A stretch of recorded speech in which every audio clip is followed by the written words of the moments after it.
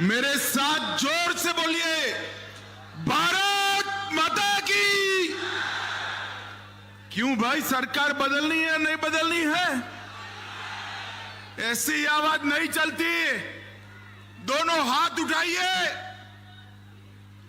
विजय के संकल्प की मुट्ठी भींचिए और प्रचंड आवाज से बोलिए, भारत माता की।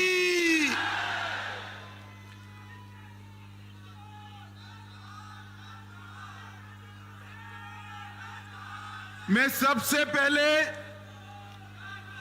हमारे सभी प्रत्याशियों का परिचय कराता हूं। आप सभी लोग नारा लगाकर हमारे प्रत्याशियों का स्वागत करेंगे।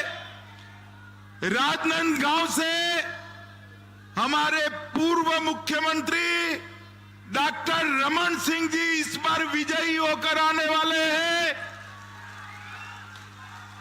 डोंगरगांव से श्री भरत वर्मा, भरत जी अभिवादन करिए।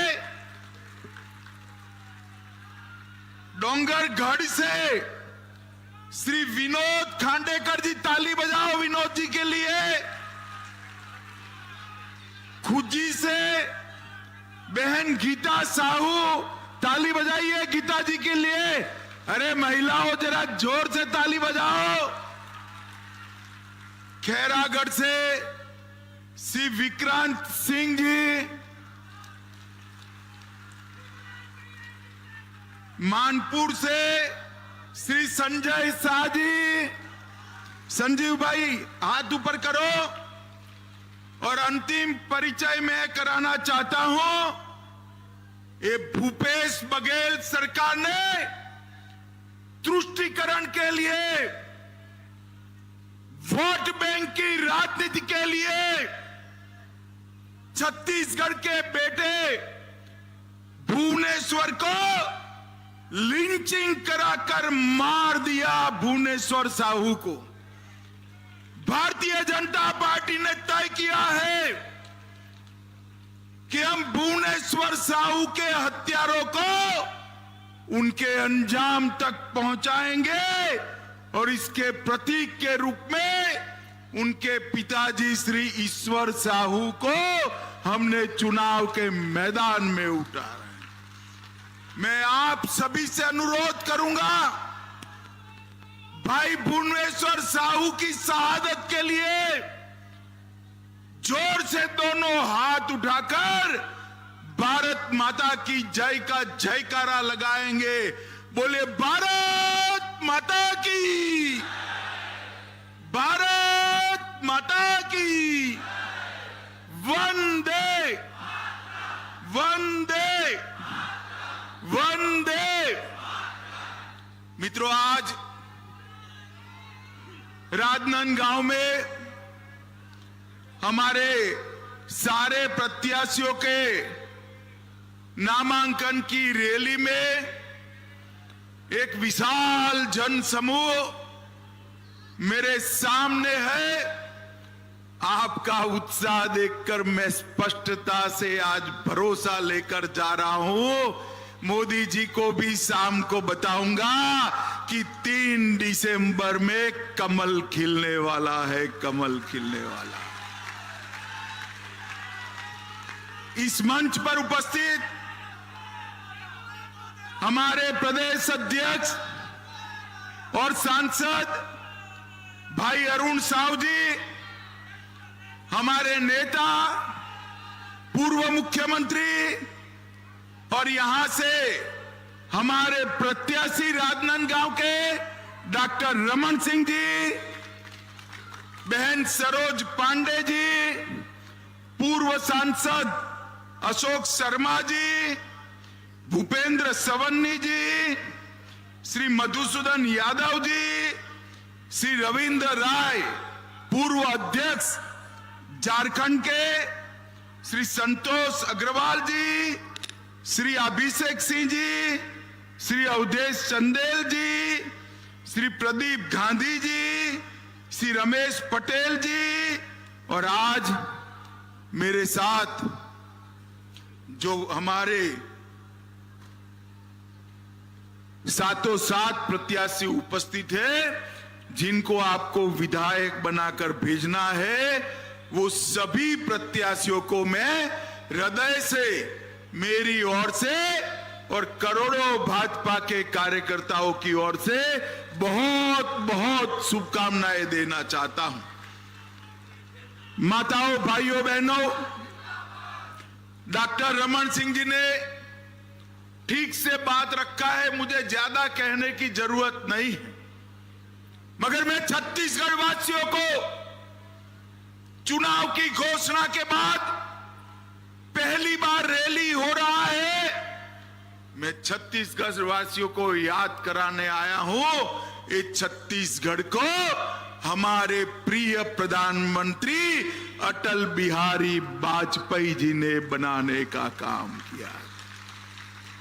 एक कांग्रेसियों के शासन के अंदर पुराना मध्य प्रदेश और छत्तीसगढ़ बीमारू राज्य बनकर खड़ा था। छत्तीसगढ़ को अटल जी ने बनाया और जब हमारी सरकार बनी, डॉक्टर रमन सिंह इसके मुख्यमंत्री बने, 15 साल में ये बीमारू राज्य को विकसित राज्य बनाने का काम डॉक्टर रमन सिंह जी ने किया। छत्तीसगढ़ के अंदर 15 साल में यह राजनांदगांव, और चाहे छत्तीसगढ़ के पिछड़ा वर्ग बहुल क्षेत्र हो, दलित भाई जहां रहते हो वो क्षेत्र हो, दुर्ग और भिलाई के कॉस्मोपॉलिटन इलाके हो, या जहां मेरे आदिवासी भाई बहन रहते हो वो क्षेत्र हो, हर क्षेत्र को संपूर्ण विकसित करने का काम भारतीय जनता पार्टी की सरकार ने किया। यहां की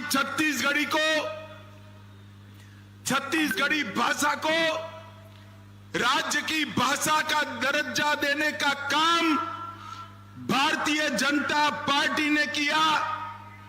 किसानों को 14% ब्याज से मुक्त कराने का काम, जोर से ताली बजाइएगा, हमारी रमन सिंह सरकार ने किया।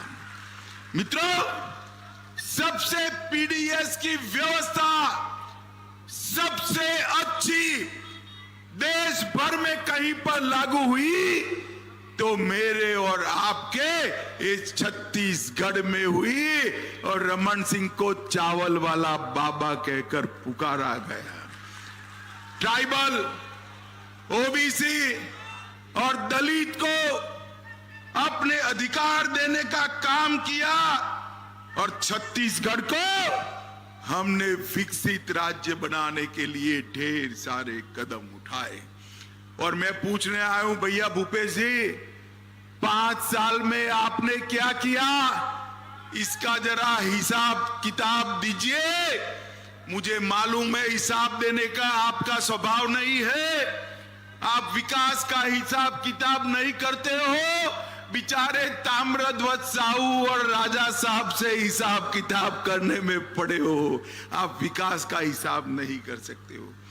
मित्रों, आने वाला चुनाव एक सरकार बनाने का चुनाव नहीं, आने वाला चुनाव विधायक चुनने का चुनाव नहीं है, आने वाला चुनाव मोदी जी के नेतृत्व में स्वर्णिम भविष्य वाले छत्तीसगढ़ बनाने का चुनाव है। हर छत्तीसगढ़िया ने एक एक वोट मोदी जी के नेतृत्व में स्वर्णिम छत्तीसगढ़ बनाने के लिए देना है। छत्तीसगढ़ हमारे 15 साल के शासन में खाद्य और पोषण सुरक्षा देने वाला भारत का सबसे पहला राज्य बना, कौशल विकास उसका अधिकार देने वाला सबसे पहला राज्य बना। 150 दिन तक, जोर से ताली बजाइएगा, 150 दिन तक रोजगारी देने वाला सबसे पहला राज्य बना, महिला मजदूरों को मातृत्व अवकाश देने वाला पहला राज्य बना और माताओं बहनों को पंचायत चुनाव में 50% आरक्षण देने वाला पहला राज्य भी ये बना। इन्होंने छत्तीसगढ़ को कांग्रेस ने बीमारू राज्य बनाकर छोड़ा था। हमने इसको एजुकेशन हब बनाया, पावर हब बनाया, सीमेंट हब बनाया, इस्पात हब बनाया और हेल्थ केयर का भी एक बहुत बड़ा सेंटर बनाने का काम किया। NEET, NIT, IIT, IIIT, IIM, AIIMS और लाइवलीहुड कॉलेज देश में सबसे पहले बनाने का काम भारतीय जनता पार्टी ने किया। और मित्रों, भूपेश जी ने क्या कहा किया? 5 साल से 30% भूपेश कक्का सरकार चलाने का काम ये भूपेश जी ने किया। मित्रों, भूपेश बघेल ने छत्तीसगढ़ को कांग्रेस के दरबार का एटीएम बनाकर रखा है, एटीएम बनाकर रखा है। छत्तीसगढ़ के मेरे आदिवासी युवा के अधिकार का पैसा दिल्ली दरबार की कांग्रेस की तिजोरी में जाता है। दलित युवा का पैसा दिल्ली दरबार की कांग्रेस की तिजोरी में जाता है और मेरे पिछड़ा वर्ग के युवा भाइयों बहनों का अधिकार भी ये इनके एटीएम के थ्रू दिल्ली में जाता है। और मैंने करप्शन का ऐसा, जैसे फूड चेन बनते हैं ना, कोई पिज्जा का फूड चेन बनाएगा, कोई पाव भाजी का बनाएगा, इन्होंने करप्शन का पटवारी से लेकर मुख्यमंत्री तक का पूरा करप्शन चेन बना दिया है जो दिल्ली तक जाता है। शर्म आनी चाहिए आपको, शर्म आनी चाहिए। और मैं आपको बताता हूं, घोटालों की इतनी बड़ी सूची मैंने मेरे सार्वजनिक जीवन में कहीं नहीं देखी। शराब घोटाला, 2000 करोड़ रुपए का शराब घोटाला, इनके ऑफिस के अफसरान जेल में जाते हैं और उनको शादी में भी चैन नहीं आता है, कहीं वो मुंह न खोल दे, इसलिए डर कर घर में शादी कराते हैं। कोयला परिवहन घोटाला 550 करोड़ का किया। प्रधानमंत्री गरीब अन्न योजना में 5000 करोड़ का घोटाला किया। गोठान घोटाला 1300 करोड़ से ज्यादा रुपयों का घोटाला किया। 600 करोड़ का उन्होंने पीडीएस घोटाला फिर से किया। महादेव ऐप का 5000 करोड़ का घोटाला करने का काम भूपेश बघेल सरकार ने किया। ये उन्होंने तो बच्चों की नौकरियों को भी नहीं छोड़ा। पब्लिक सर्विस कमीशन का घोटाला कर बच्चों की नौकरियों में भी कटकी लेने का काम किया है। मित्रों, ये भूपेश बघेल सरकार कटकी और बटकी की सरकार है। हमें यहां विकास करने वाली सरकार चाहिए, मोदी जी के नेतृत्व में आगे ले जाने वाली सरकार चाहिए। ढेर सारे वादे किए, प्रत्येक महिला को महतारी सम्मान योजना देना था। भूपेश बाबू क्या हुआ? मुफ्त 4 गैस के सिलेंडर देने थे। भूपेश बाबू क्या हुआ? 50,000 अतिरिक्त शिक्षक भरने थे। भूपेश बाबू क्या हुआ? शहरी क्षेत्रों में संपत्ति कर 50% कम करने का वादा किया था। क्या हुआ? राज्य में पूर्ण शराबबंदी लागू करने वाले थे। भूपेश बाबू आपने क्या किया? बिजली का बिल आधा करने वाले थे। भूपेश बाबू आपने क्या किया? उनको हिसाब देना चाहिए छत्तीसगढ़ की जनता को। मैं आज छत्तीसगढ़ की जनता को बताने आया हूं, ये भूपेश बघेल, उनके शासन में छत्तीसगढ़ में ना दलित खुशहाल है, ना आदिवासी खुशहाल है, ना ओबीसी खुशहाल है, पिछड़ा भी खुशहाल नहीं है। माताओं बहनों की तो बात ही मत करिए, युवा और किसान भी परेशान है। खुशहाल है तो गांधी परिवार अकेला खुशहाल है और कोई खुशहाल। जैसे मैंने अभी पहले किया, उनकी वोट बैंक की राजनीति के चलते भुवनेश्वर साहू की हत्या कर दी। आप क्या चाहते हैं कि छत्तीसगढ़ फिर से एक बार एक कौमी दंगों का केंद्र बने? चाहते हैं क्या? जरा जोर से बोलो, चाहते हो क्या? भुवनेश्वर साहू को न्याय मिलना चाहिए या नहीं मिलना चाहिए? अगर कांग्रेस फिर से चुनकर आती है तो यही तुष्टीकरण की, यही वोट बैंक की राजनीति कांग्रेस पार्टी आगे बढ़ाएगी। और मैं आपको कहता हूं, एक बार कमल फूल की सरकार बना दो।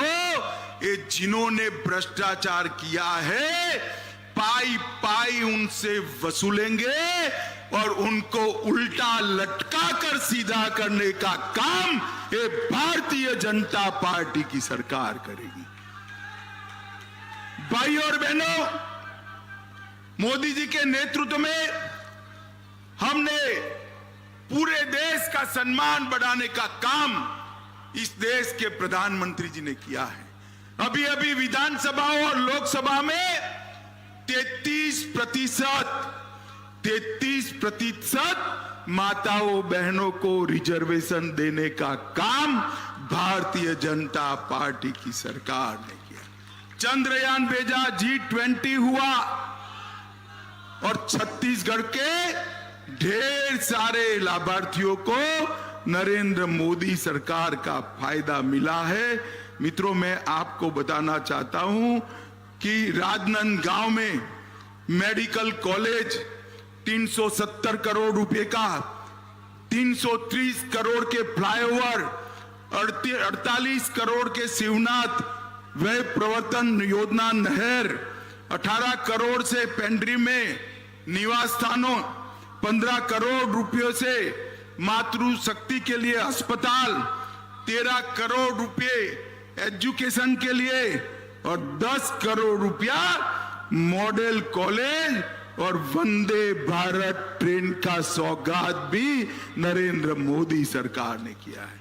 और मैं आज भूपेश जी को पूछना चाहता हूं, भूपेश जी, 2004 से 14 केंद्र में यूपीए की सरकार थी, कांग्रेस की सरकार थी, क्या दिया आपने छत्तीसगढ़ को?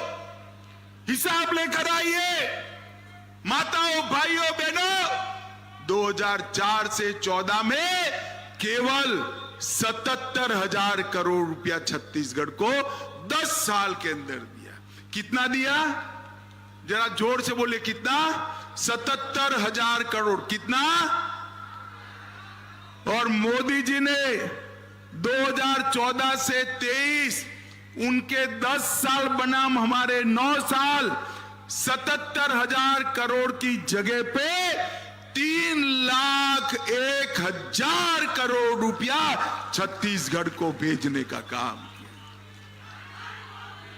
हमने नक्सलवाद पर नकेल कसी, 38 लाख किसानों को हर साल 6,000 रुपया दिया, 24 लाख घरों में पीने का पानी पहुंचाया, 2 करोड़ गरीब छत्तीसगढ़ वासियों को 5 लाख तक का पूरा स्वास्थ्य का खर्चा नरेंद्र मोदी सरकार ने उठाया। 38 लाख माताओं के घर में शौचालय का निर्माण किया। लगभग 6 लाख माताओं को गैस का सिलेंडर दिया और लगभग 11 लाख लोगों को घर का भेंट देने का काम हमारे नरेंद्र मोदी जी ने किया है। मित्रों, नरेंद्र मोदी जी, मैं आज यही कहने आया हूं कि इन्होंने दिए हुए 315 वादे तो पूरे नहीं किए, चरण पादुका भी छीन ली, साड़ी वितरण योजना भी बंद कर दी। खैर 325 वादे से तो मुकर गए, पर उन्होंने यहां एटीएम लगाकर छत्तीसगढ़ की जनता का पैसा दिल्ली के दरबार में कांग्रेस कार्यालय में पहुंचाने का काम किया है।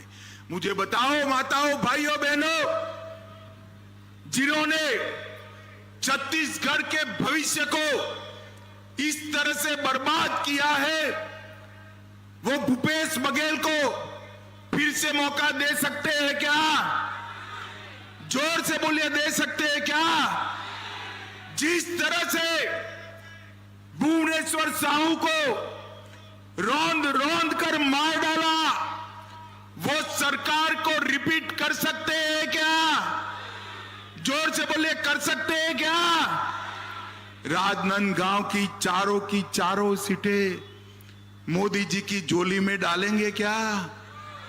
जोर से बोले, ऐसे नहीं, मोदी जी तक आवाज जानी चाहिए, डालेंगे क्या? चारों प्रत्याशियों को प्रचंड बहुमत से जिताएंगे? यहां हमारे 7 प्रत्याशी है, 7 को प्रचंड बहुमत से जिताएंगे? भाजपा सरकार बनाएंगे? 24 में फिर से मोदी जी को प्रधानमंत्री बनाएंगे? तो मेरे साथ दोनों हाथ उठाइए, उठाइए दोनों हाथ, विजय के संकल्प का मुट्ठी बींचिए और प्रचंड आवाज से बोलिए, भारत माता की, भारत माता की, वंदे वंदे वंदे। फिर से एक बार 7 प्रत्याशियों के लिए जोर से ताली बजाइए। ये 7 को बहुत बहुत शुभकामनाएं और बहुमत से जीत कर आए, ऐसी मेरी शुभकामनाएं। माननीय अमित शाह जी का बहुत बहुत आभार। आपने हमारे सारे 7 प्रत्याशियों को अपना आशीर्वाद अपने सानिध्य में दिया। मैं निवेदन करूंगा सभी लोगों से कि सबको रैली में शामिल होना है, संभव हो